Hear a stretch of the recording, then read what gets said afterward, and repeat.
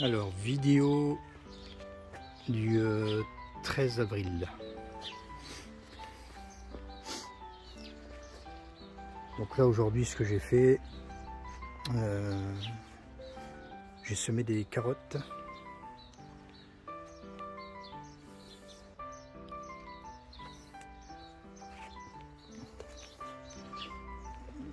Donc là, c'est de la touchon que j'ai semé. Donc sur cette parcelle là. Donc ça, c'est une parcelle qui était paillée, hein, comme là, hein, voilà.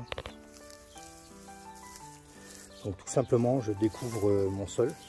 Donc j'enlève, jusqu'à ce que je vois la terre. Je viens semer mes carottes à la volée et je viens recouvrir avec du terreau tamisé sur la petite surface là. Bon, il n'y a pas grand chose, hein, il y a à peine 2 mètres carrés. Donc voilà. Alors pourquoi je fais comme ça? Tout simplement parce que un sol en hiver, quand on le paille, bon, je l'ai déjà expliqué dans une vidéo, je crois l'année dernière, mais bon, je vais en reparler. Donc quand on vient enlever tout le paillage, toute la couverture végétale qu'il y a sur la surface, du coup ça permet déjà que les mauvaises herbes ne poussent pas. Donc moi j'enlève ça, je viens semer mes carottes et du coup j'ai pas de mauvaises herbes. Et tout simplement parce que les graines qui sont en dormance, du coup, si on aurait eu par exemple pas de paillage, les graines qui sont en dormance dans le sol, elles seraient sorties. Tandis que là, le fait qu'il y ait un paillage assez conséquent, donc bon, après ça commence à être connu, hein, voilà, les mauvaises herbes ne poussent pas. Donc moi je dépaille, je viens semer et je viens tamiser un petit peu de terreau comme ça sur mes graines de carottes. Là en l'occurrence c'est les carottes. Donc surtout pour les carottes, parce que les carottes ça a besoin d'être libre, hein. Il faut éviter qu'il y ait de la concurrence avec des herbes entre parenthèses indésirables. Bon, après ça ne veut pas dire que les herbes ne vont pas pousser, les mauvaises herbes, mais il y en aura beaucoup moins. Donc voilà, ici un premier spot de carottes.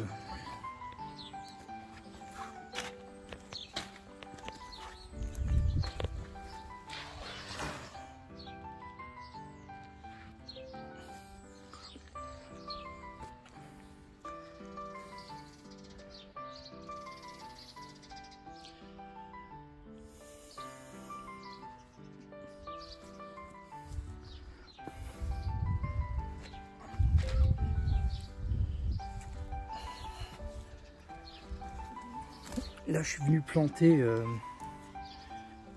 ici, là, et ici, là, il y a maintenant une semaine, j'ai planté de l'ail des ours que j'ai récupéré dans un endroit qui me tient vraiment à cœur, qui m'affectionne particulièrement. Donc, c'est un endroit où il y a une énergie incroyable.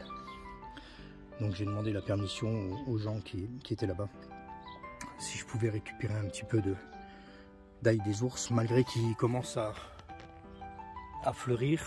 Normalement c'est pas du tout la bonne époque, c'est pas la période recommandée pour piquer de l'ail des ours, mais j'ai pris le risque. Donc ça fait une semaine qu'ils sont implantés. Les 2 premiers jours ils faisaient la gueule, j'ai cru que c'était cuit, et là la bonne surprise, depuis maintenant 3-4 jours, il s'est bien relevé. Même là-bas, il s'est bien relevé aussi. Donc du coup, j'ai de l'ail des ours. Bon, après, cette année, j'avais acheté des graines. Mais les graines d'ail des ours, ça se sème seulement au mois de juillet. Donc là, j'ai eu l'occasion d'en récupérer, en plus d'un endroit qui me tient particulièrement à cœur. Donc du coup, c'est encore mieux pour moi. Au niveau énergie, c'est top, quoi. Donc voilà, j'ai de l'ail des ours et puis il va se multiplier ici dans cette zone qui est bien ombragée, bien humide. Donc je suis assez content de ça.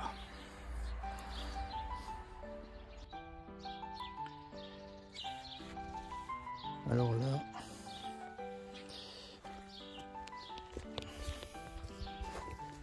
j'ai la rhubarbe qui arrive. Hop, hop, qui arrive là. Donc pareil, je suis content. Je suis content parce que ça c'est pareil, c'est un pied que j'avais récupéré. Et l'année dernière, il avait poussé, mais c'était un peu compliqué. Et cette année, c'est bien, je vois qu'il démarre très très bien. Donc je suis assez content de ça.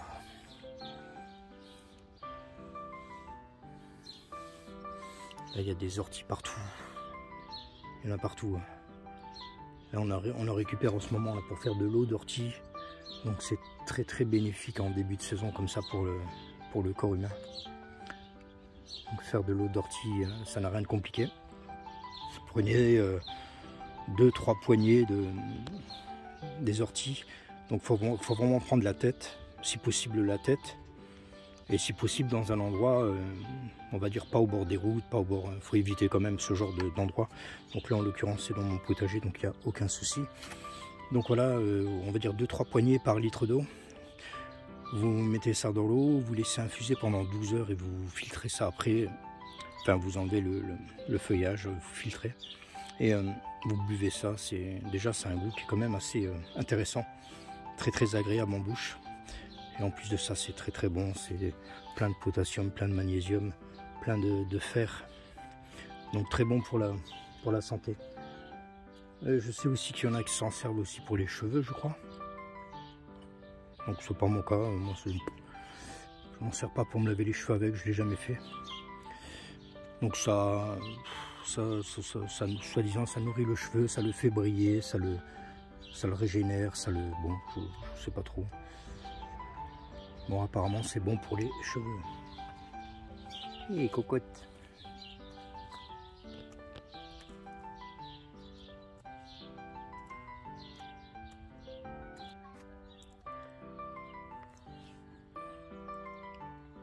Ça c'est une zone avec de l'ail qu'un ami bosniaque m'avait donné. Donc je connais pas du tout la variété. Ça ressemble un peu à de l'ail éléphant quand même. Donc peut-être que c'est ça hein, finalement. Mais c'est un ail qui est très très doux. Et donc il me dit que ça vient de son pays, qu'il n'y en a pas en France. Bon après je sais pas, ça fait déjà 2 ans. L'année dernière moi je l'ai pas récupéré, il a fait tellement chaud que c'était un peu une catastrophe. Donc j'ai réussi à quand même récupérer des bulbis, enfin des bulbis. J'ai un trou de mémoire, enfin peu importe. J'ai récupéré un peu, j'ai replanté et là cette année il est vraiment bien parti. Il est beau, il est bien vert, il est bien beau. Donc du coup je suis assez ravi de ça.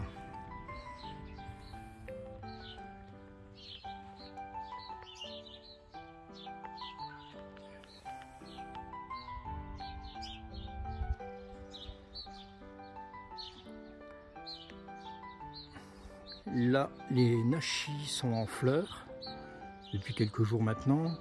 Alors cette nuit, on a eu un petit 0 degré. Donc j'espère que ça n'aura pas de conséquences. Bon, c'est 0 degré qui avait été annoncé. J'espère que ça n'a pas été plus dans le négatif. L'année dernière, j'ai pas eu de fruits justement à cause d'une nuit bien froide au moment où il y avait la floraison. Donc l'année dernière, c'était 0, aucun fruit.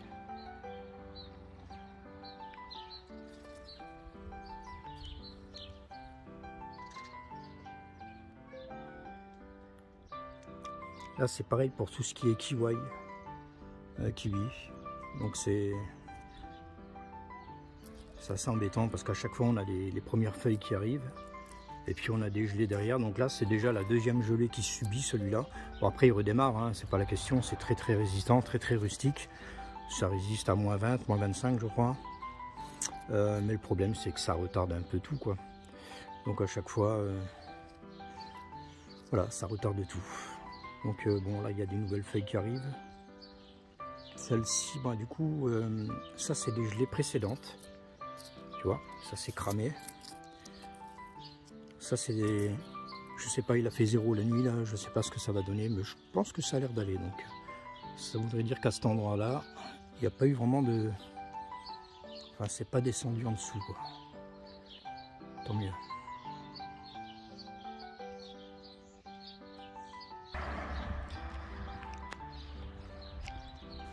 Là, c'est les pommes de terre. Je suis encore en train de les faire germer. Donc, c'est les pommes de terre que j'ai conservées tout l'hiver. C'est mes propres semences. Donc, ça, c'est les pommes de terre que moi, je conserve dans un espèce de regard devant la maison où c'est un trou dans le sol où il y a des câbles, tout ça. Donc, c'est un trou qui fait à peu près 80 cm, 1 mètre de profondeur. Donc, c'est enfin, c'est pas mal pour conserver un peu les pommes de terre. Une pomme de terre comme ça, c'est bien qu'elle se conserve à pas plus de 4-5 degrés, enfin 5 degrés en hiver. Du coup, ça limite son hormone de croissance. Ça veut dire que les germes, ils vont pousser, ou ils vont pas pousser, ou alors ils vont pousser très doucement. Donc là, en l'occurrence, ça a été le cas. Les germes, ils ont poussé, mais vraiment très doucement. Je me suis retrouvé avec des germes blancs comme ça, à peu près de 5-6 cm. Donc je les ai enlevés quand même. Depuis qu'il fait bon, là, je les avais retirés. Et là, du coup, je refais un peu germer mes pommes de terre. Donc là, c'est bon, ça commence à devenir bon. Il n'y a pas encore la floraison des lilas. Donc c'est la période qui correspond à la... Enfin, qui correspond, c'est pas une obligation, mais on va dire que je me base par rapport à ça. Donc la période qui correspond à la plantation des pommes de terre. Donc du coup, c'est pas mal. Les germes, elles arrivent tout doucement, tu vois. Les petits germes. Donc c'est bien, ça va être, de toute façon, c'est dans quelques jours. Hein, c'est... Voilà. C'est dans quelques jours. Donc pour l'instant, elles sont là.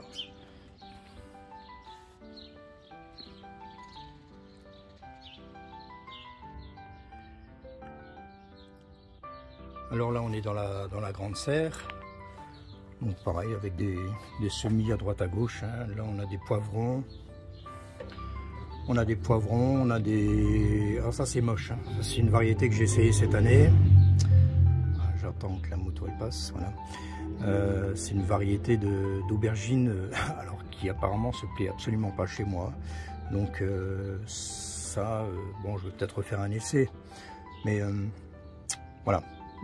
Aubergine asiatique, donc elle se plaise absolument pas. Comparé, on va te montrer ça tout de suite, à une aubergine. Voilà, ça c'est une aubergine africaine. Donc celles-ci sont déjà très très belles. On voit les premières fleurs qui arrivent. Pareil.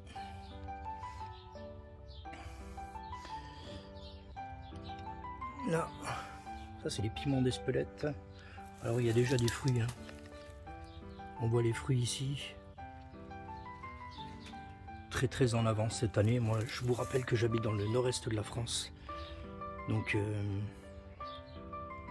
j'ai des super piments cette année. Le chou d'Aubenton là par contre il faut que je le sorte. Ouais. Ouais, je vais le sortir là maintenant que ils annoncent une semaine de temps assez clément, donc pas de gel la nuit, donc même si, bah, après c'est du chou d'Aubenton, ça résiste, hein, mais le problème il est en pot, et c'est la seule bouture que j'ai réussi à récupérer sur les 6 que j'avais réussi 6 boutures à faire, enfin j'avais réussi 6 boutures pardon qu'on m'avait envoyé. Donc moi j'ai repiqué, que j'ai enraciné chez moi à la maison. Et après je les ai complètement négligés. Et celle-ci, celui-là, c'est le seul qui me reste. Donc c'est bien, il pousse. Hein. Après il y a eu un problème de puceron, c'est pour ça qu'il est un peu en carence comme ça. Et c'est pour ça que je prends pas le risque de le... Enfin voilà, il est en pot encore, donc j'attends un peu. Mais là je vais l'endurcir un peu, je vais aller le mettre dehors après. Donc voilà. Bon, il y a des poivrons là, ici au sol. Ça, ce sont des greffes de pommiers sur franc. Donc ça, c'est des issus de pépins, donc des pépins des pommes que nous on a mangé, des pépins qui ont été ressemés. Hop, voilà, c'est ce qu'on appelle un franc. Et voilà la greffe ici. Donc je suis pas un spécialiste des greffes, je le rappelle. Ne me demandez pas des conseils.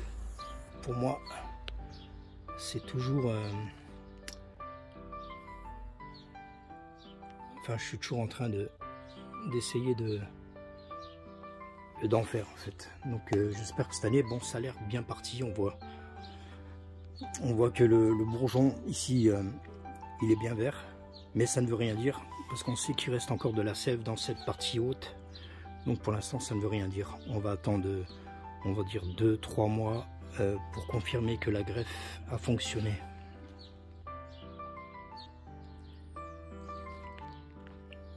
Alors là, à côté, on a un abricotier, pareil, hein, issu d'un noyau, qui est toujours en pot. Donc je vais attendre, je pense, cet automne pour le mettre en terre. Donc normalement, quand vous avez des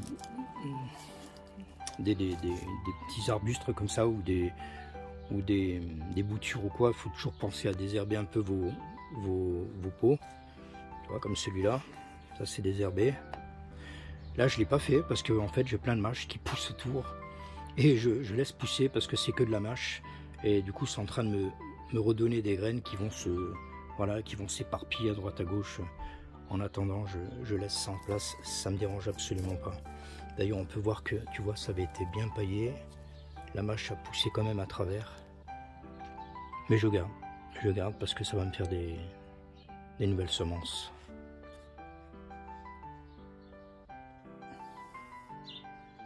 Là, on continue avec les semis.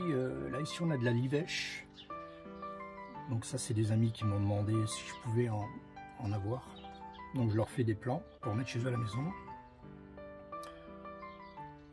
Là, on a des melons.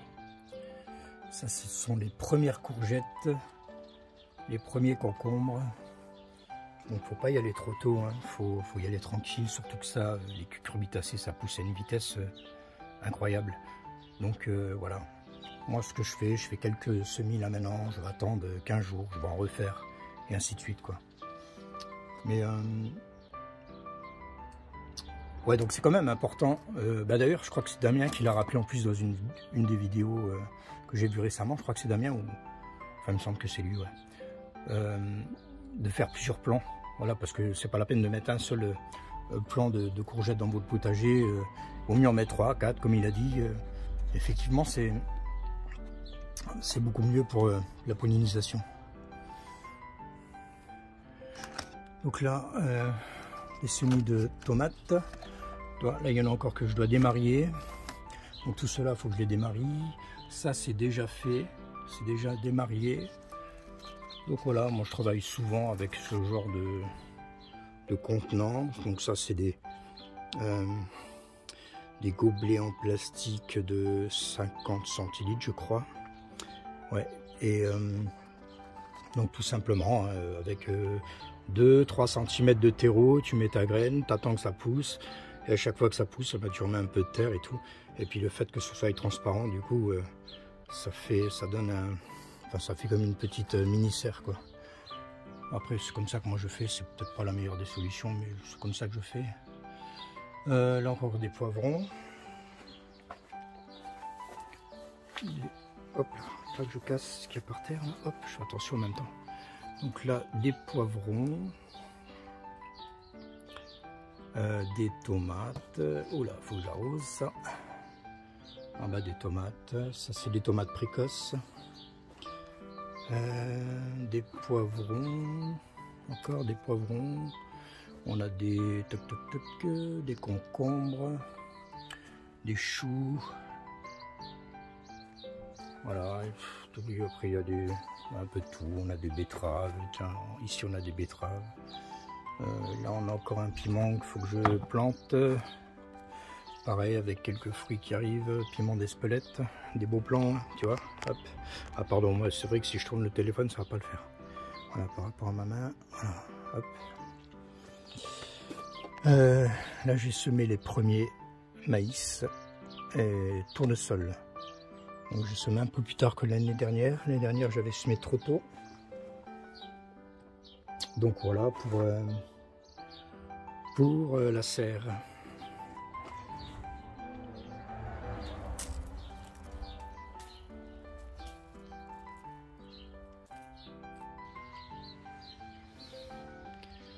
Alors là j'ai des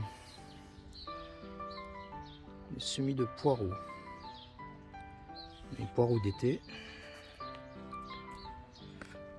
Tout simplement dans un seau comme ça. Les racines elles peuvent bien plonger dedans. Du coup c'est pas mal un seau. Je trouve ça plutôt pas mal.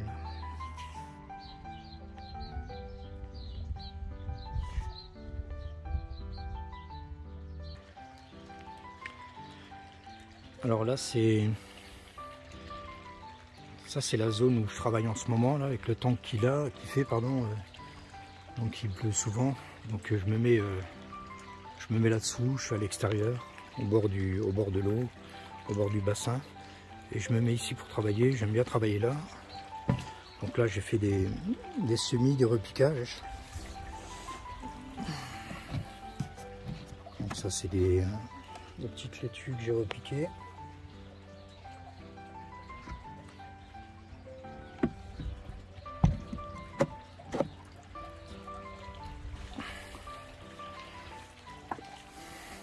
Voilà, je travaille ici, là, sur la petite zone là. Là c'est une armoire où je range tout mon matériel. Tous les pots, les outils. Puis là, il y a des mini-serres. Tout ça. Hop.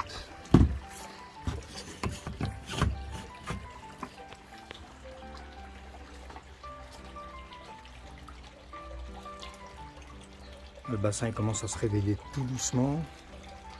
Bon, c'est pas encore ça.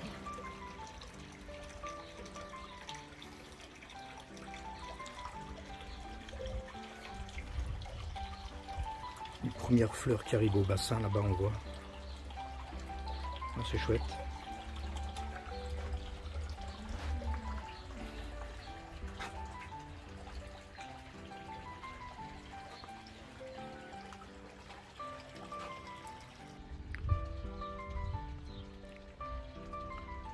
Alors là on se trouve sur la zone où il y a les cuves de récupération d'eau pluie. Donc comme je vous l'avais dit, là, cette année j'ai rajouté 2 cuves de 2000 litres. Donc j'ai 3 cuves de 1000 litres, donc qui sont communicantes. Voilà, par ce système. Donc ça évite les raccords, tout ça en bas, les fuites. Voilà, ce système là il est bien.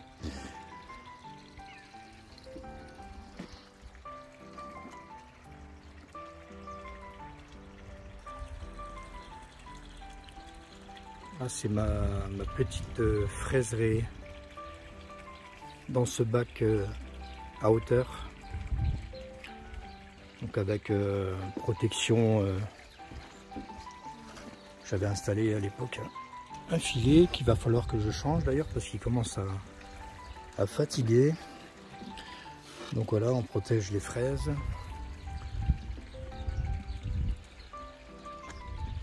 Donc dans le système là, il y a un système goutte à goutte, automatique, complètement automatisé, avec un petit système d'arrosage solaire. Et en fait je viens puiser dans le bassin qui se trouve juste derrière.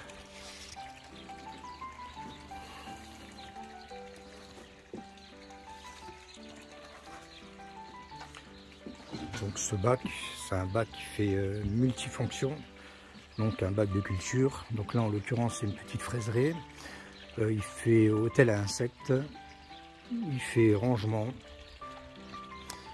il fait lombricompost. Bon là pour l'instant il n'est pas en fonction. D'ailleurs on peut voir le nom des lombrics qu'on utilise pour le lombricompost. Donc c'est des épigées. Donc voilà, j'ai appelé ça la maison des épigées. Donc c'est un bac qui se trouve là derrière. Là on voit pas, je sais pas si on verra comme ça. Voilà, il se trouve là. Donc un bac pour récupérer à la fois du thé de lombric et puis un petit peu de compost. Il faut que je le démarre d'ailleurs. Donc voilà, un petit bac comme un petit bac de culture comme ça qui est multifonction.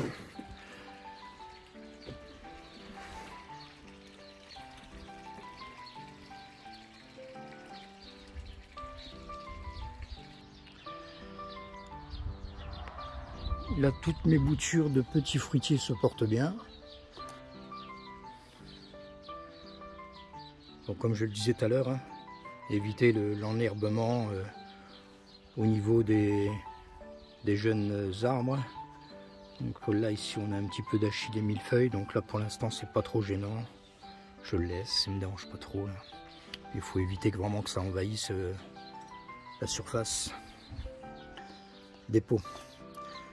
Donc on a un petit peu de groseille à macro. On a de la groseille toute simple. Voilà, des boutures qui ont été réalisées il y a quelques mois maintenant. Donc celles-ci, elles sont prises, il n'y a pas de souci là-dessus. Celles-ci sont viables. Là, ici, des petits bacs de culture qui vont, quand ça sera le moment, accueillir des tomates, qui vont venir grimper ici, que je vais accrocher en même temps au grillage galvanisé.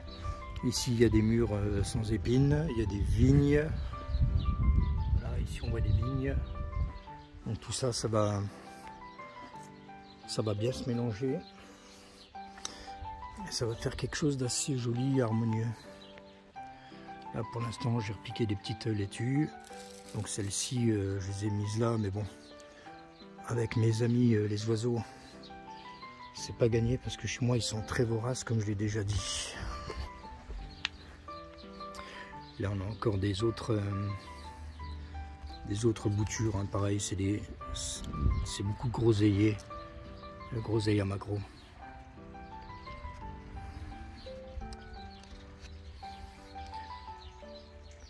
Là, pareil, le long du mur, on continue avec... Ça, c'est un bac de culture où il n'y a que de la menthe. Donc voilà, ça c'est à proximité de la maison. Quand on a besoin, hop, on peut y aller assez rapidement. Donc la menthe qui commence à repousser dans ce bac.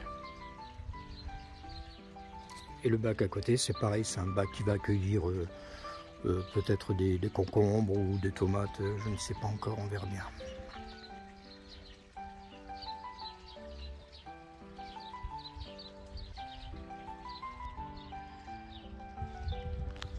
Là, cette année, pour la première fois, mes colonnaires vont me donner des fruits. Si on n'a pas de gel d'ici là, je pense pas.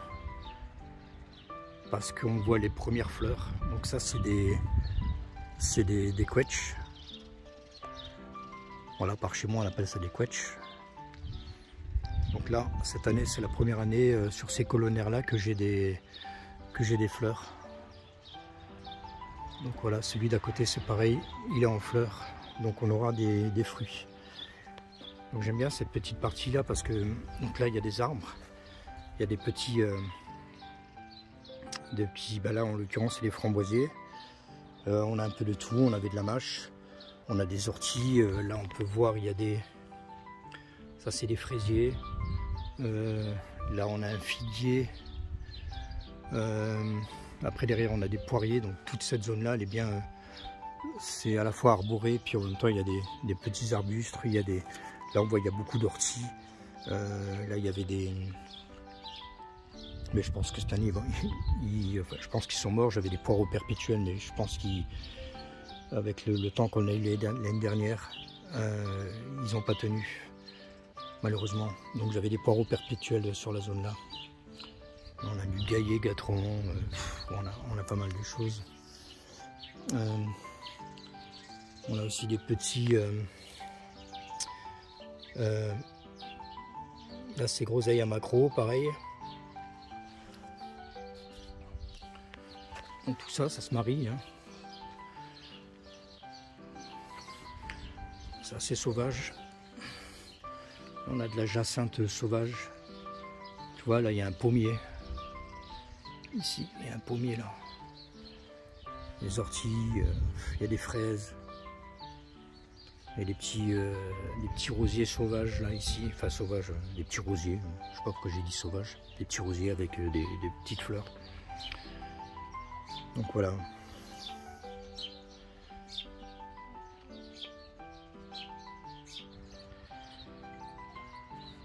Et donc pour terminer, là je vous montre, je vous donne des nouvelles de ce bac de culture en hauteur.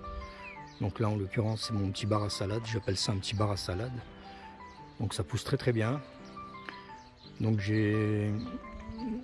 quand vous faites comme ça un bac de culture, c'est important de ne pas mettre que du terreau parce que autrement ça sèche beaucoup trop vite. Il faut rajouter de la terre du potager, donc c'est ce que j'ai fait.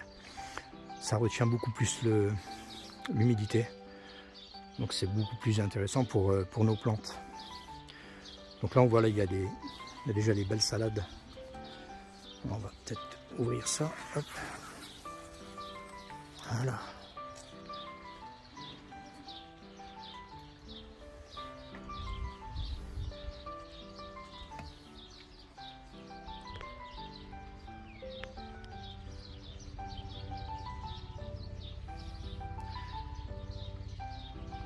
Donc, ce qui m'a intéressé aussi avec ce bac de culture en hauteur, c'est le fait déjà que ce soit... Enfin, c'est moi qui l'ai mis en hauteur. Donc j'ai rajouté la table en dessous, je l'ai construite, la table.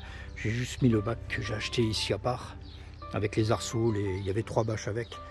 Donc ce qui m'intéressait, c'était surtout ça. Voilà, c'est un filet. Un filet comme ça. J'ai des salades pour moi, parce qu'autrement, dans le jardin, si je mets des laitues ou quoi, c'est pas la peine. Nos amis les oiseaux s'en régalent avant nous. Donc là au moins je récupère les laitues pour nous.